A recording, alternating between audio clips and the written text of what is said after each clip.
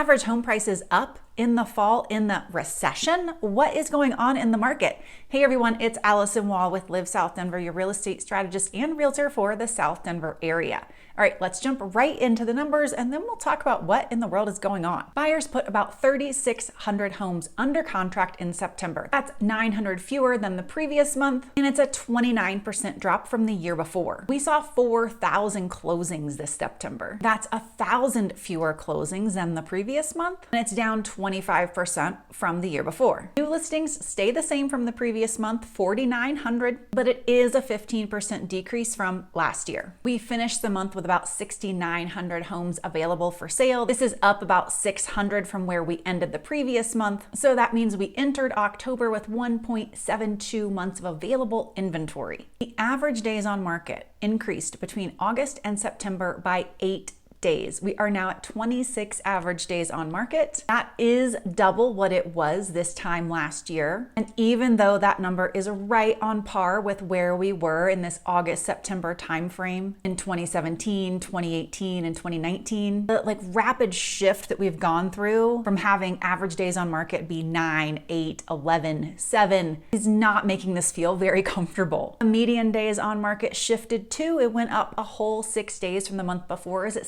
17 days for September? All right, let's get to prices. So the average list price to sales price ratio, just 96.1%. That's music to all of our ears, right? After being at a high of over 106% list price to sales price ratio, it's wonderful to see us well below 100%. Unless you're a seller, because sellers really loved those huge list price to sales price ratios, right? Now, here's what I was talking about in the intro. The average closed price for all homes, $663,000 in September, up $12,000 from the month before. And year over year, we are still up 8%. The single family home price average, $741,000. It's up just a teensy weensy bit by $1,000. This is still up 8% over the previous year. The condo and townhome average price is actually down. It's at $478,000. It's down $20,000, but still up 9% from the previous year. All right, what about those median prices? You know, it's actually my preference that we look at those. So the median sold price of all homes, $575,000. That is flat, no change at all, zero zip zilch from the month before. But compared to last year, we're still up 9%. The median sold price for a single family home is $627,000. That is down by $13,000 from the month before, but still up year over year by 9%. Median price for a condo or a townhome is at $405,000, also flat, no change from the month before, and up 8% from the previous year. So these numbers probably were not at all what you were expecting, were they? I think everyone's expecting a dumpster fire, especially based on all the media, right? With images and information like this or this. It looks like the sky is falling around most large cities, and Denver is consistently getting called out. So there's no reason why you would expect data like I just shared with you.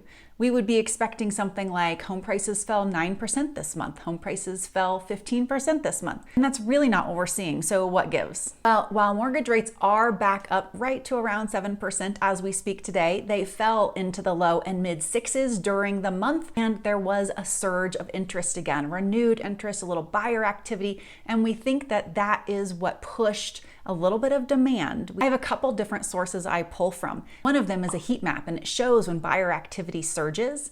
And we did see an increase in that heat map, some more red marks instead of blue marks this month in the middle of the month. And that did correlate with that pull downward in mortgage rates. So now that they've gone back up, and they are expected to stay there because the feds do meet in about 2 weeks, and we all expect them to raise rates again, I don't know that we're gonna see a little surge in activity like we saw this month again for a little while, because we do have our seasonal trajectory of cooling down in place as well until roughly February generally. So these guys right here, this map that's all red, according to them, the sky is pretty much falling across a good chunk of the US. The thing is, what's really interesting is according to their data, they're still projecting the home prices increase by 3.5% into next year. Their data isn't even in line with Ivy Zelman, who, if you know her name, probably don't, but she correctly predicted the recession of 2008. She says home prices will actually decrease by 4% in 2003. So honestly, guys, it is a crapshoot what is going to happen next next year. Everybody's trying to nail it down, but no one knows. It's like sticking Jello to a wall with a nail. But overlay that map with these two. This map is by the same people. It's by CoreLogic, and they're looking at 5-year appreciation rates. These are not adjusted for inflation. They recommend taking 10% off to adjust for inflation. But the red areas kind of correlate with the hot blue areas if you see that overlap. Then look at this next one. This one goes a whole lot farther back. We're looking 1998 to 2006. This is inflation adjusted price appreciation on homes. Again,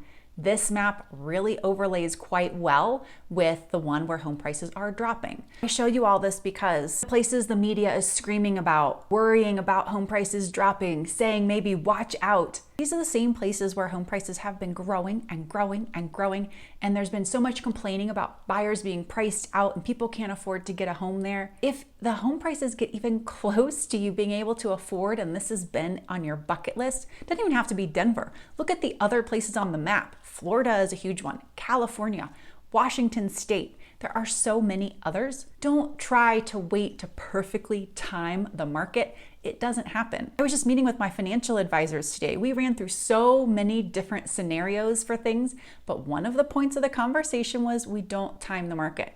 We ride out the waves. The same is gonna be true here. You aren't gonna perfectly time it. And for any of y'all who read the comment sections, you know I have people yelling at me about how you should not buy a home today. You should wait till the bottom. Nobody can tell us when that is. Okay. Off my soapbox. While the market report this month did not show us having as poor of an outcome as I think almost everyone expected, I do think it's an anomaly. As I said, I think we are headed on a more downward trend with numbers. Nearly 50% of homes are having price cuts to get under contract. We're seeing big bumps in average days on market and median days on market. Rates are going up. And the thing that is really the marker of this shift in the market is how quickly the things are changing, how quickly the days on market is changing, how quickly we are moving out of 30% month over month price change to 15 to 11 to 9. It's the trajectory of the shift. And I think we're still going to be seeing that because the feds aren't done yet.